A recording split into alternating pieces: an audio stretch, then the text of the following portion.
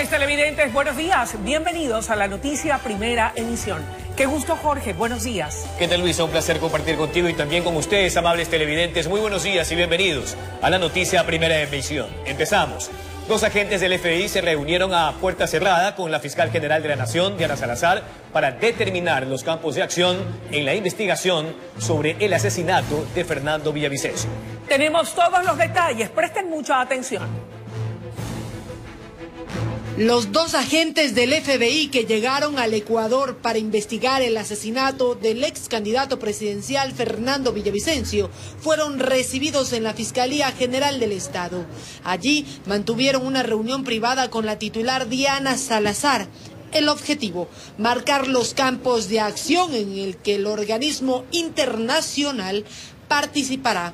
Y el objetivo en el que nos vamos a centrar, todas las instituciones que estamos involucrados aquí, es justamente dar con el resto de autores intelectuales o si es que existen otro tipo de autores. A ese es el objetivo central. Los agentes del FBI cuentan con custodia policial, pero no solo ellos. A la fiscalía también llegó la esposa de Fernando Villavicencio, Verónica Zarauz. La misma portaba chaleco antibalas y casco.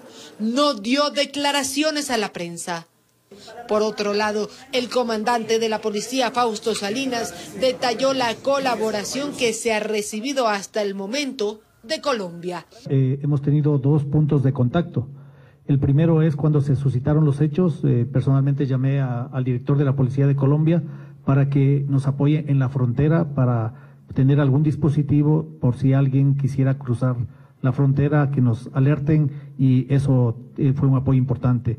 La segunda acción es el tema de Interpol, que seguramente lo presentamos hace un momento, los antecedentes que tiene cada delincuente, tanto en Ecuador como en Colombia, que es muy importante para orientar la investigación.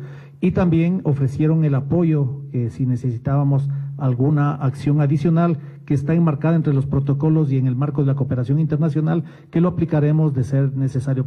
Informó Valeria Navarro. Y en otro orden de la información, quiero contarles que este martes concluye el plazo para que las organizaciones y partidos políticos puedan presentar alguna objeción a la candidatura de Cristian Zurita. De existir algún recurso, el caso podría llegar al Tribunal Contencioso Electoral, lo que no impediría que Zurita pueda participar en la votación. Una vez que la tarde del domingo Cristian Zurita, ante un delegado del Consejo Nacional Electoral CNE, aceptó la candidatura e inscribió la misma en reemplazo de Fernando Villavicencio, esta entró a escrutinio público. En este caso, estamos esperando los 2 días para determinar si es que existen objeciones a la nueva candidatura que ha sido solicitada por parte del Movimiento Construir. En el caso de no existir objeciones, el informe de calificación y cumplimiento de requisitos, donde el área jurídica recomienda la inscripción o no de la candidatura, pasa al pleno del CNE, pero el camino se podría volver sinuoso de presentarse algún recurso electoral de parte de las organizaciones o partidos políticos. En caso de que existan objeciones, justamente las mismas deben ser atendidas por el Consejo Nacional Electoral en un informe técnico jurídico, el cual debe tener ya el análisis, obviamente, de la objeción. Previa a esto, obviamente, el candidato objetado sería notificado para que pueda ejercer el derecho a contradicción o defensa en este caso, y con eso podríamos tener todos los elementos para que se pueda resolver la objeción y determinar si la misma es viable o no. Sin descartar que puedan llegar al Tribunal Contencioso. Recordemos que ya Diana Tamaín, presidenta del máximo organismo electoral, en días pasados, advertía lo que podría pasar si llega el día de las elecciones con el tema pendiente. Exactamente como sucedió lamentablemente en las elecciones pasadas de autoridades seccionales con el candidato a alcalde de Puerto López. Entonces, igual será el tratamiento, es la norma jurídica que nosotros debemos seguir. Tendrá que seguir el debido proceso y más allá del día de los comicios, esta tendrá que quedar en firme para que pueda recibir los votos consignados por el pueblo por esa lista. Por lo que la incertidumbre reina en el movimiento Construye, informó Héctor Romero.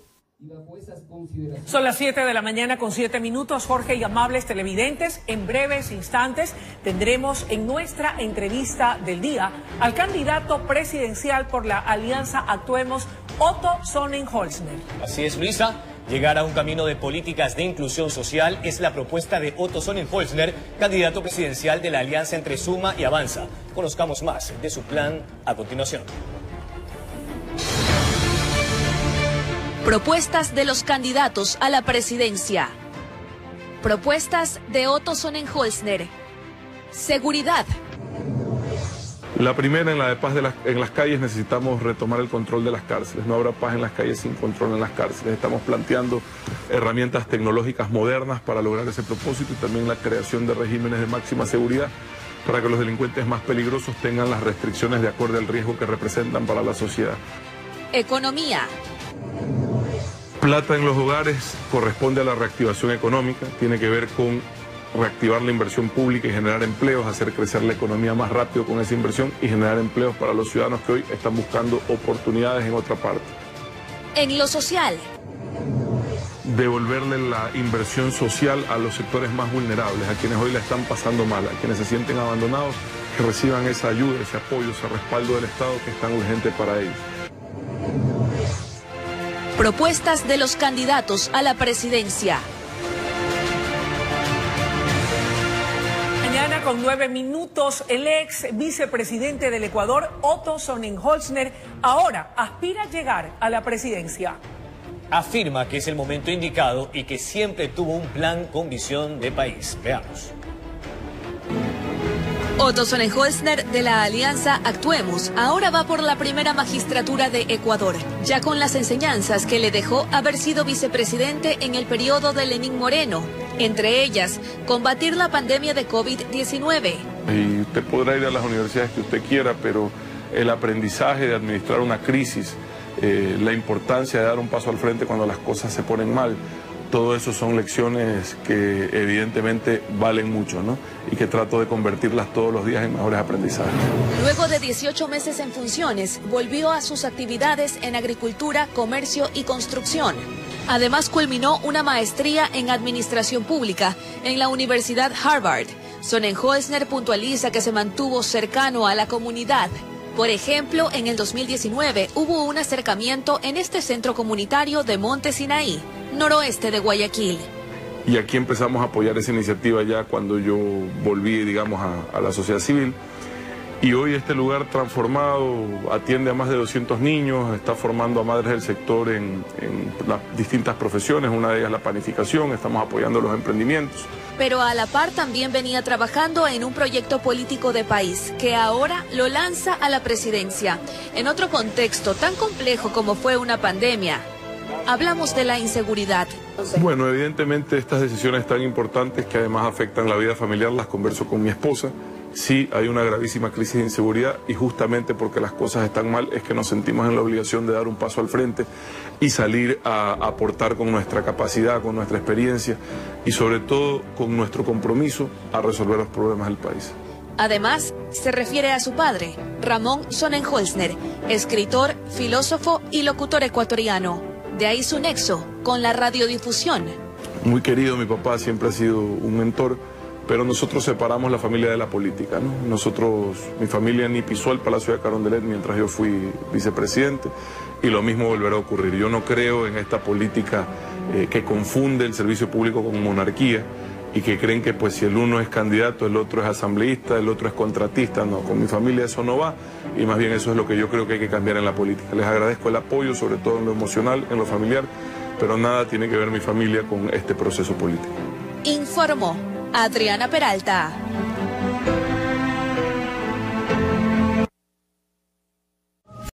Amables televidentes, 7 de la mañana con 18 minutos, de vuelta con ustedes y como lo habíamos anunciado, ya se encuentra en nuestros estudios el candidato presidencial Otto Sonnenholzner. Otto, qué gusto saludarlo. Buenos días y bienvenido. Encantado de estar aquí, Luisa. Gracias por la invitación y un saludo a todos los que nos están viendo esta mañana. La campaña ha entrado en la recta final. ¿Cómo está ese estado de ánimo de cara a los comicios de este domingo? Bueno, nosotros entusiasmados por el triunfo que vamos a tener este 20 de agosto, pero evidentemente, al igual que todos los ecuatorianos, de luto por la triste situación que vive el país y por la pérdida de un compañero candidato, como fue Fernando Villavicencio, a quien nuevamente, a sus seguidores, a su familia, les reiteramos nuestro sentir de dolor, nuestro más profundo pésame. Cristian Zurita será quien reemplace en la papeleta electoral a Fernando Villavicencio, si es que no hay ninguna impugnación por parte de algún movimiento o partido político. Sin embargo, se dice por parte de los expertos que los votos nunca son endosables. ¿Quién cree usted que podrá capitalizar la votación que iba dirigida a Fernando Villavicencio y sus postulados? Mire, más importante que eso es que este crimen no quede en la impunidad, y aplaudo la decisión, porque escucharon nuestro consejo, de traer expertos internacionales, en este caso del FBI. Entonces, primero, que este crimen no quede en la impunidad. En mi gobierno, este crimen no quedará en la impunidad, al igual que los más de 4.000 muertes violentas que hemos tenido en el Ecuador, incluida la de Fernando, la de Agustín, la de Rieder y la de tantas personas que han perdido a sus seres queridos. Y adicionalmente, es fundamental que la voz de Fernando Villavicencio, que venía haciendo denuncias incómodas para algunos, tampoco sea silenciada. Eso es lo más importante, Luisa, que lo que Fernando Villavicencio venía denunciando se investigue. Ahora, Otto, ¿está usted consciente que embarcado en este tren de la búsqueda de la presidencia de la República deberá enfrentar a un gran monstruo, que es el de la inseguridad? Monstruo que tiene varias aristas: el crimen organizado, la delincuencia organizada, el narcotráfico, el microtráfico. Le pregunto algo, ¿cómo lo va a enfrentar y hasta dónde no tiene usted temor? Porque es de carne y hueso, le podría costar la vida. Mire lo que pasó con Fernando Villavicencio. A mí nadie me tiene que contar de lo que significa jugarse la vida por nuestro país. Lo hice 5 meses en los momentos más difíciles de la pandemia. Todos los días daba la cara a la muerte y no sabía si iba a regresar a mi casa, al igual que lo hicieron miles de médicos y otras personas que se jugaron por su país. Nuevamente nos toca hacerlo. Si estamos aquí es porque tenemos la experiencia, la valentía, la capacidad para superar esta crisis también. Ecuatorianos, de peores circunstancias hemos salido. De este tipo de situaciones saldremos más fuertes, pero necesitamos un liderazgo con experiencia, con valentía y con capacidad. Por eso estamos aquí. Y sí, sabemos los riesgos que estamos corriendo, no solo cuando ganemos, sino durante esta campaña. Pero tomamos esta decisión por el país, con determinación, con valentía. ¿Y cómo vamos a salir de esta crisis? Bueno, lo primero, haciendo sentir a la policía el respaldo que necesita, haciendo sentir a los delincuentes el miedo que deben de tener cuando amenazan la vida de un ciudadano. El delincuente que levante un arma en contra de un ecuatoriano va a recibir el tiro que se merece, y el policía que se lo aplique tendrá el respaldo de este presidente, se podrá defender en libertad, va a tener el acompañamiento jurídico y, en caso de ser necesario, va a tener el indulto. Porque ¿saben qué, señores policías? Su trabajo es y siempre será cuidar a los ciudadanos, y mi trabajo va a ser cuidarlos a ustedes. Oiga, Otto, lo escucho y suena muy bien, pero del otro lado están estas mafias narcodelictivas y sus cabecillas, que están armados hasta los dientes, con armamento de alta tecnología, hacen las requisas a los interiores de los centros carcelarios y resulta que luego, por obra y gracia del Espíritu Santo, regresan de nuevo. Se pueden comunicar desde el interior de las cárceles con los que están afuera para mandar a cometer todo tipo de delitos atroces. Y ahora mismo que uno de los cabecillas de estas mafias ha sido trasladado a otro centro carcelario, ya están amenazando, ya están en los exteriores provocando llamados de atención. ¿Usted podrá hacer frente a esta realidad? Con total solvencia y capacidad. Escúchenme, usted mismo lo ha dicho, en su explicación están las respuestas. Desde las cárceles ordenan los sicariatos, desde las cárceles ordenan los secuestros, desde las cárceles ordenan las extorsiones.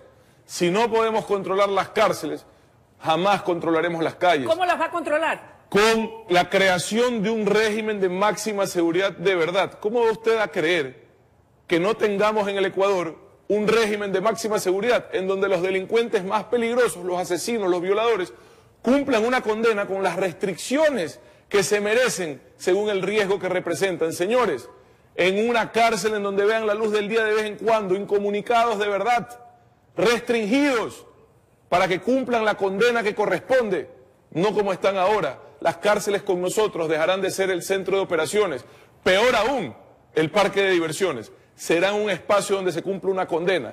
y las cárceles van a tener un sistema tecnológico de videovigilancia biométrica, de inhibición de señal de telecomunicaciones, de apertura y cierre de puertas automatizados, de escáner que se controlarán externamente de forma telemática. ¿Sabe por qué, Luisa? Porque no podemos seguir en manos de guías penitenciarios que ante la presión o la extorsión o el soborno se vuelven cómplices de los delincuentes. Desde fuera, desde lugares secretos, con personas preparadas, entrenadas, vamos a supervisar las cárceles para retomar el control. Otto, para ello tendrá que ganar la presidencia. Fíjese usted que el día de ayer conversábamos en una entrevista vía telemática con el ex presidente de la República, Rafael Correa Delgado. Y él decía lo siguiente, decía que su candidata, Luisa González, era la que punteaba en las encuestas y hacía un llamado a una concertación y apoyo nacional de todos los actores políticos del país para que se sumen a esa que era la candidatura ganadora para poder sacar al país adelante. ¿Qué dice usted al respecto? Que el señor no se equivoca, dijo era, porque después del debate los ecuatorianos vieron el nivel de personas que quieren poner a dirigir el país. Entonces ha caído 10 puntos la señora, ¿ya? Está así de quedarse fuera de la segunda vuelta, en la que nosotros estamos de cabeza y vamos a ganar. Amables televidentes, está con nosotros Otto Sonnenholzner, candidato a la presidencia de la República por la alianza Actuemos, que conforman Avanza y Suma. Vamos a hacer una breve pausa, pero enseguida regresamos con más de esta entrevista.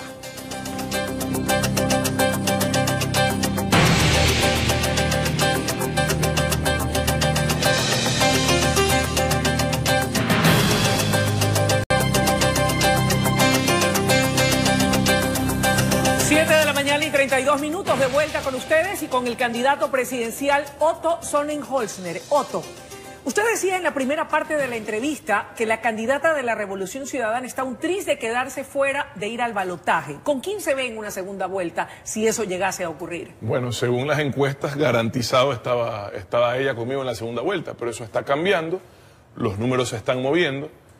Lamentablemente el fallecimiento de Fernando tiene consecuencias electorales y creo que a estas alturas la única certeza es que estamos nosotros en segunda vuelta y está la señora González a menos de un punto de lo que vi ayer de quedarse fuera. Le preguntaba esto porque, como usted lo dice con buen criterio, los números comienzan a moverse y hay también las otras opciones. Y en ese contexto quería preguntarle, por ejemplo, ¿cómo ve usted la candidatura del señor Jan Topic y su propuesta de seguridad? Creo que creer que una persona, por ser un empresario de seguridad privada, sabe de seguridad pública es un error. Es como haber creído que un banquero privado iba a resolver el problema de finanzas públicas. Y vean lo que ha pasado. Lo segundo, creo que tiene un gravísimo conflicto de interés, porque quien lucra más de esta tragedia, de esta emergencia, de los asesinatos, de los sicariatos, de las extorsiones, son las personas vinculadas con las empresas de seguridad, pues. Si se resuelve la crisis de seguridad, que la vamos a resolver nosotros, el mayor empresario de seguridad de este país va a quebrar, pues. Entonces, para las personas vinculadas a ese segmento, no es negocio que se resuelva la crisis de seguridad. Ahí hay un conflicto de interés muy serio. De ahí lo conocí por primera vez ese día, no conozco más de él, creo que sería la ciudadanía la que debería de juzgar. Otto, ¿qué me dice de la candidatura de don Yacu Pérez? A Yacu lo conocí también hace un tiempo, creo que en el debate estuvo desenfocado ante la realidad que sentimos los ecuatorianos. Los ecuatorianos en este momento queremos liderazgos fuertes, claros, con capacidad y con experiencia. Y la única opción, que además con honestidad representa ese perfil, está aquí. Se llama Otto Sonnenholzner y representamos la lista 823 de Actuemos.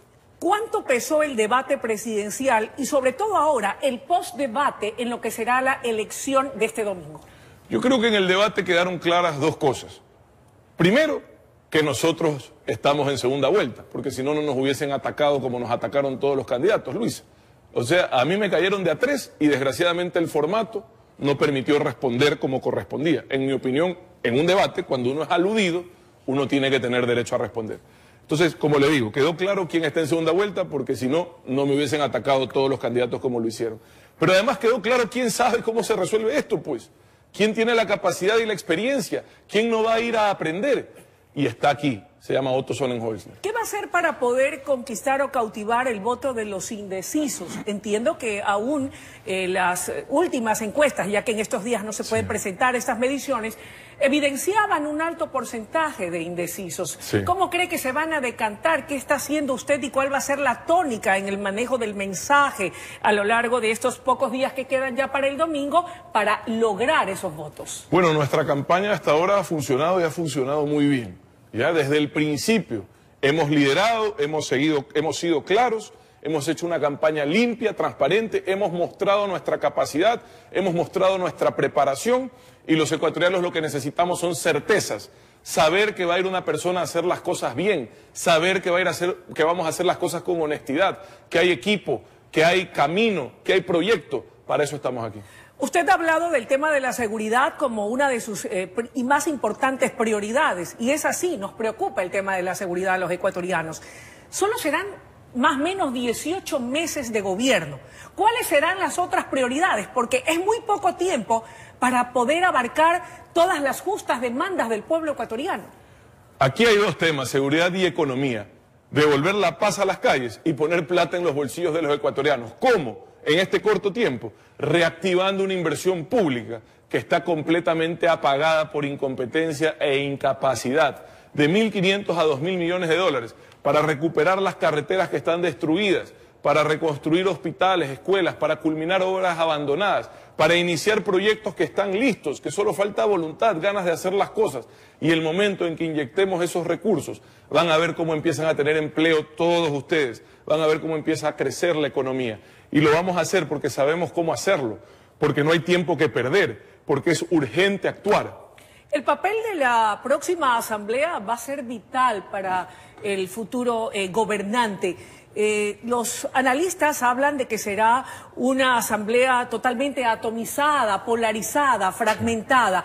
¿Cuál va a ser el mecanismo que usted va a poder emplear para lograr esa ansiada gobernabilidad? Bueno, le digo con sinceridad, Luisa, yo hubiese creído hasta hace una semana que habría una fuerza política con un bloque grande, pero como te decía, esa fuerza política se está desmoronando en este momento, entonces vamos a tener bloques más parejos y nuestro bloque va a superar, en nuestra opinión hasta ahora, los 35 legisladores, lo cual son buenas noticias, ya es un punto de partida para romper los intentos de desestabilización. Ahora, la única forma de tener gobernabilidad es con gestión, haciendo bien las cosas, resolviendo los problemas de los ecuatorianos, sacándonos de esta crisis. Si el gobierno no da resultados, jamás va a haber gobernabilidad. Nosotros estamos para que las cosas buenas pasen, para dar resultados con urgencia. Una cosa es tener un bloque representativo e importante y lograr consensos en el poder legislativo, gobernar bien, pero también no es menos importante con quién uno se rodea, junto a quiénes va a trabajar, más allá de la representación que logren en la asamblea. ¿Con quiénes va a trabajar? ¿Podría anticiparnos cuál es el perfil y nombres de los que van a trabajar a su lado? Los perfiles, sin duda, y los nombres serán públicos cuando seamos gobierno, porque no queremos en este momento distraer la atención del proyecto que estamos presentando. Mire, nosotros hemos venido elaborando nuestro plan de gobierno con mesas técnicas, con mesas de personas especializadas en seguridad, en economía, en reactivación de los temas sociales. Y esas personas son las que han presentado el mejor proyecto de gobierno, que es el nuestro. Yo lo lidero, pero detrás mío evidentemente hay un gran equipo. ¿Con qué perfil? Experiencia, honestidad, preparación y capacidad de gestión. ¿Cuál va a ser el rol del Estado y cómo va a ser su relación con la empresa privada? La mejor. La empresa privada es un puntal del desarrollo del país. Ahora, evidentemente vamos a dar seguimiento a que los empleados estén afiliados, a que no abusen laboralmente, a que paguen sus impuestos, ¿ya? Los empresarios que cumplan las reglas del juego, que están bien marcadas en el Ecuador, tendrán las puertas abiertas, y los que no serán sancionados. Otto, finalmente y rápido, ¿hacia dónde caminará el Ecuador de su mano en caso de ganar la presidencia? Hacia adelante. Ya estamos cansados de los bochinches y los berrinches de los políticos que quieren llevarnos a la izquierda, a la derecha. En nuestro país hay problemas del siglo antepasado en pleno siglo XXI y los tenemos que superar con urgencia. Los vamos a superar con urgencia. Y en vez de ir para los lados, vamos a ir hacia adelante, que es hacia el único destino donde nos merecemos ir para encontrar futuro, prosperidad, paz, aquí, en nuestra propia tierra y no en otro lugar. Gracias, Otto, por su comparecencia. Amables televidentes, ha sido la intervención de Otto Sonnenholzner, candidato a la presidencia de la República por la Alianza Actuemos. Una pausa. Enseguida volvemos con más en La Noticia, Primera Emisión.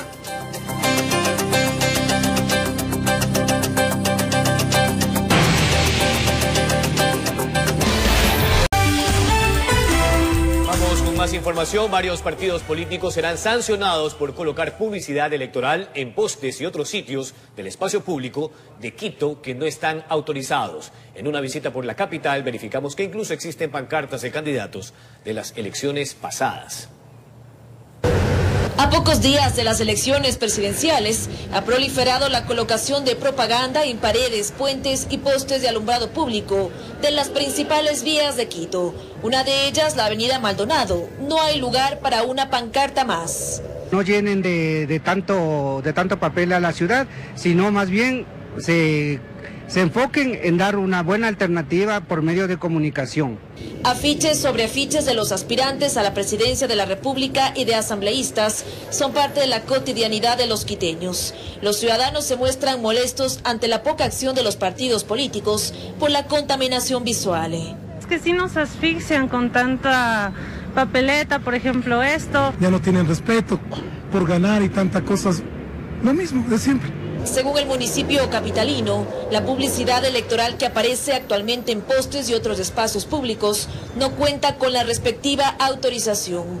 Partidos políticos han sido notificados, aunque no se precisó cuántos o de quiénes se trata. Empezamos a hacer retiro y sanciones de parte de la MC, así que estamos notificando ya las sanciones del caso. Colocar publicidad electoral sin autorización en zonas patrimoniales y turísticas tiene una multa de 4 salarios básicos unificados, mientras hacerlo en el resto del espacio público tiene una sanción de 2 salarios básicos unificados.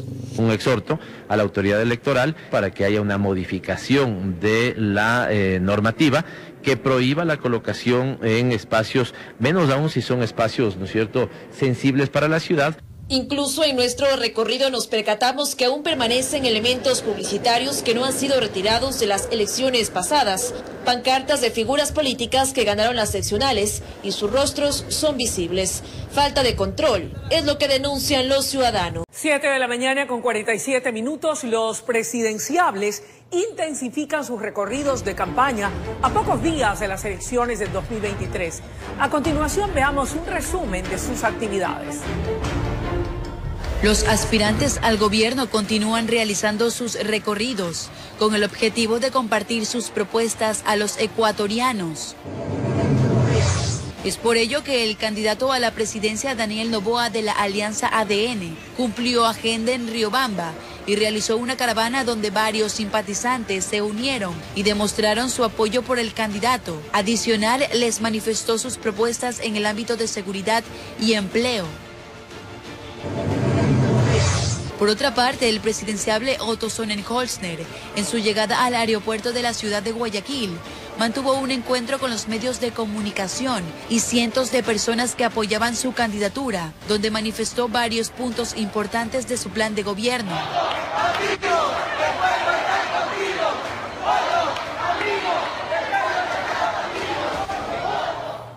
Vamos con más información. El Instituto Ecuatoriano de Seguridad Social, IES, bajo una reforma puso a disposición de los empleadores que se encuentran en mora con el pago de las afiliaciones de sus trabajadores acuerdos parciales de pago.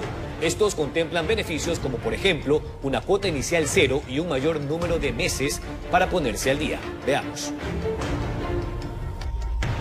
Son alrededor de $200 millones que adeudan empleadores al Instituto Ecuatoriano de Seguridad Social por concepto de afiliación de sus trabajadores. Una cartera vencida que se busca recuperar y para lo cual la institución ha puesto a disposición acuerdos parciales de pago. Que permite que los empleadores puedan acceder a un proceso de acuerdos parciales de pago a cuota cero.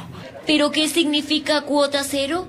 Marcos Salazar, director provincial de Pichincha del IES, explica que antes, cuando un empleador quería acceder a un acuerdo de pago, primero debía cancelar el interés como primera cuota. Esto queda anulado bajo la reforma a los convenios de pago existentes. Su interés se consolida con su deuda y tiene el beneficio de que antes era hasta un máximo de 36 meses, hoy se ha duplicado a 72 meses. Con ello, además, según Salazar, también se busca que los afiliados puedan acceder a sus beneficios de ley. Y de esa manera no vulneran los derechos de los trabajadores, porque recordemos que si no pagan al IES, primero el trabajador no puede acceder a créditos y a otros servicios que da el Instituto Ecuatoriano de Seguridad Social como aseguradora. Resaltó que estos acuerdos parciales de pago estarán vigentes únicamente hasta el 28 de febrero del 2024. Y ya hemos tenido una muy buena acogida de los empleadores que vienen, se han acercado y han ido firmando estos convenios parciales de pago. Entonces la invitación es a que los empleadores se acerquen al Instituto Ecuatoriano de Seguridad Social, sean asesorados de una manera eficiente por los funcionarios que tenemos y puedan acceder a este nuevo beneficio que está entregando el Instituto Ecuatoriano de Seguridad Social. En Quito informó Adriana Rojas. 7:51, un ciudadano extranjero murió tras ser acribillado en el cantón Lago Agrio, provincia de Sucumbíos. Más de 50 indicios balísticos fueron levantados de la escena del crimen.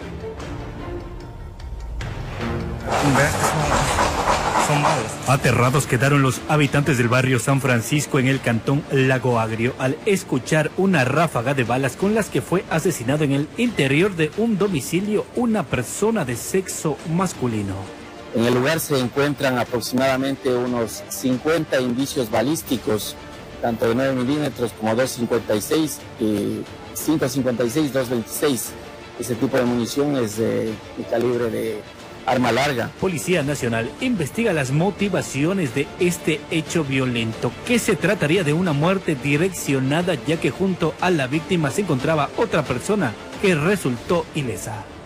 Lastimosamente es una muerte direccionada, planificada. La Policía Nacional va a continuar realizando los allanamientos en el transcurso de la noche para llegar a establecer la responsabilidad y los causantes de esta muerte violenta. Según los agentes del orden, los videos que aporten las cámaras de seguridad serán fundamentales para dar con los victimarios, informó Emilio Albán Sánchez.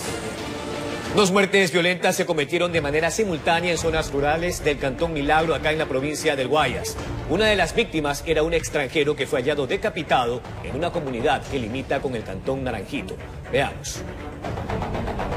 Este camino de segundo orden que limita a los cantones Milagro y Naranjito, fue encontrado el cuerpo decapitado de un hombre que por el documento que portaba entre sus prendas, se confirmó que era de nacionalidad colombiana.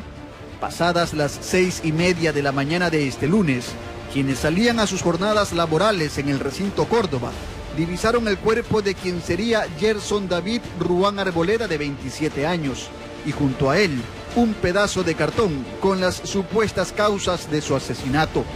Acciones propias que se puede ver es de situaciones de venganza, se puede sacar en primera instancia. Los habitantes de la zona se muestran preocupados, pues aseguran que en este mismo sitio ya se han registrado otros hechos similares. Guarida de pillos y ahora están ahí. La gente no puede, aquí roban en la noche, en el día.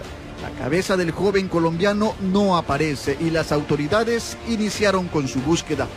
Mientras tanto, y casi de manera simultánea, en la vía Milagro Mariscal Sucre se registraba otra novedad. Dentro de este auto fue encontrado el cuerpo sin vida y con impactos de bala de Javier Ignacio Morán Poveda, de 34 años. Él, según su familia, era taxista informal y fue secuestrado la noche del domingo por 4 sujetos.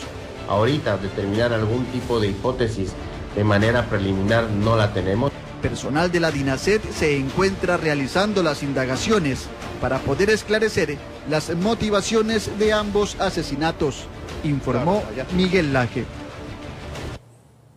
La Policía Nacional investiga un nuevo ataque armado registrado en el suroeste de Guayaquil que dejó a una persona gravemente herida. Testigos del hecho dieron a conocer que el autor de los disparos se movilizaba en bicicleta. Irónicamente, el ataque a balas ocurrió a 3 cuadras de la unidad policial del sector, que pertenece al distrito Portete, suburbio de Guayaquil. Yo lo que sé, a veces no están los policías, pues ya hasta las 8 de la noche, 9 ya ahí están y se van, dando más de adorno lo que sé. En el sitio, ubicado en las calles 29 y La G, un hombre recibió 2 disparos mientras esperaba a una mujer que aparentemente lo sacó con engaño de casa para que intenten asesinarlo. Ellos ya no respetan a nadie ni a nada.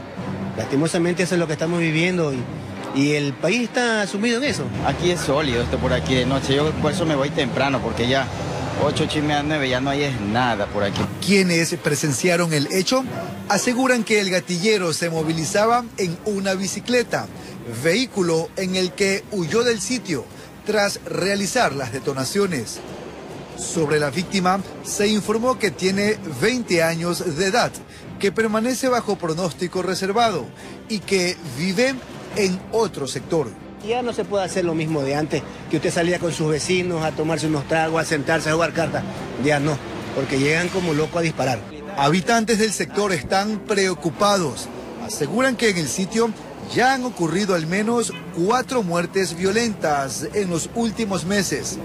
Crímenes que responderían a retaliaciones entre bandas delictivas que operan en el sector, informó Jorge Salazar. Bien, lo que vemos es un video de un sicariato que se ha cometido en horas de la noche ayer en el cantón San Borondón. Es un dato que trasciende en las redes sociales, vemos la aglomeración de personas. Esto se cometió en los exteriores de un plantel, Luis. Terrible.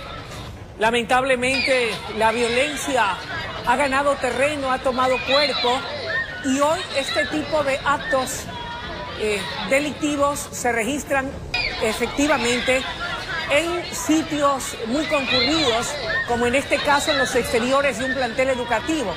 Hace pocos instantes reportábamos también lo que ocurrió en el cantón Daule, donde colocaron un artefacto explosivo que detonó en el interior también de un centro de estudios. Gracias a Dios, en ese caso no hubo víctimas mortales que lamentar, pero sí este tipo de episodios, Jorge y amables televidentes, siembran el terror, la angustia, la preocupación entre quienes habitan en estas cabeceras cantonales. Y sí, llama la atención porque en el caso de la zona 8, conformada por Guayaquil, Durán y San Borondón, los índices más altos de muertes violentas están en Guayaquil, particularmente en Nueva Prosperina, en el sur, en el suburbio, y también en Durán, donde incluso hay un estado de excepción. Bien, vamos con la siguiente información. Un menor de 12 años es la nueva víctima colateral de los ataques entre grupos de delincuencia organizada. El adolescente estaba bañándose en una piscina en los exteriores de su casa, ubicada en el suroeste de Guayaquil. Veamos. El sector de la 12 y Oriente, en el suroeste de Guayaquil, se pintó de sangre cuando 2 sujetos a bordo de una moto llegaron en horas de la tarde del domingo para abrir fuego contra un grupo de personas que estaban en esta esquina. Unos cuantos se encontraban bañándose en una piscina, entre ellos Leonel Cuadrado, de 12 años, que perdió la vida, pues uno de los proyectiles impactó en su cabeza. Otro joven de 18 años también falleció. No, alguna bala, que yo tampoco salí, yo no salí para nada, que yo escuché la bala y yo me quedé acostadita también en mi cama. No contentos con eso, los sujetos regresaron en la madrugada, ya que al parecer no hirieron a la persona que buscaban. Entonces dispararon contra una casa donde creían que se escondió su objetivo. Allí en cambio murió una perrita. Con esta represalia ya, porque primero fue en la tarde, a la tercera hora en la noche. O sea, no sabemos ni por qué ni por cuánto, porque problemas enemigos no tenemos. Por ahora no hay detenidos y se desconoce la motivación de estos hechos. Las unidades avanzaron aquí al punto a tomar las respectivas evidencias criminalísticas, de igual manera de INACER, para recabar indicios y seguir con las investigaciones. Según datos de la policía, al menos 15 menores entre 0 a 11 años han fallecido en la zona 8 durante este 2023, producto de ataques armados. Y se registran 75 víctimas mortales entre 12 y 18 años. Informó Adriana Peralta. La cifra se acerca de manera peligrosa a las 100 víctimas colaterales. Ojalá finalmente la policía pueda ejercer las garantías del caso para los ciudadanos. Amigos, así concluye la presente emisión de La Noticia. Muchas gracias por su atención, pero ¿qué viene luego, Luis? Jorge y amables televidentes, les invitamos a seguir en nuestra sintonía. Enseguida, La Noticia en la Comunidad. Que tengan un estupendo día. Un fuerte abrazo.